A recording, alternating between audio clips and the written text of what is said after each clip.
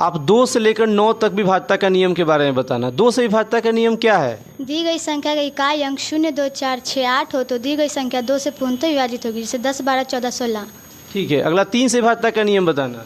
दी गई संख्या का योगफल यदि 3 से विभाजित है तो दी गई संख्या भी 3 से पूर्णतः विभाजित होगी, जैसे 8732। 4 से विभाज्यता का नियम क्या होगा?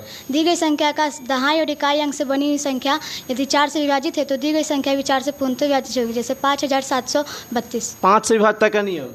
दी गई संख्या का इकाई अंक 0 या 5 हो तो दी गई संख्या 5 से पूर्णतः विभाजित होगी, जैसे 10, 15, 25। चलिए 6 से विभाज्यता का नियम क्या होगा? दी गई संख्या 2 और 3 दोनों से विभाजित है तो 6 से भी पूर्णतः विभाजित होगी, जैसे 8556। 8 से विभाज्यता का नियम क्या होगा? दी गई संख्या का सैकड़ा दहाई और इकाई अंक से बनी संख्या यदि 8 से विभाजित है तो दी गई संख्या भी 8 से पूर्णतः विभाजित होगी, जैसे 58000। 9 से विभाज्यता का नियम क्या होगा? दी गई संख्या का योगफल यदि 9 से पूर्णतः विभाजित है तो दी गई संख्या 9 से भी पूर्णतः विभाजित होगी, जैसे 5049।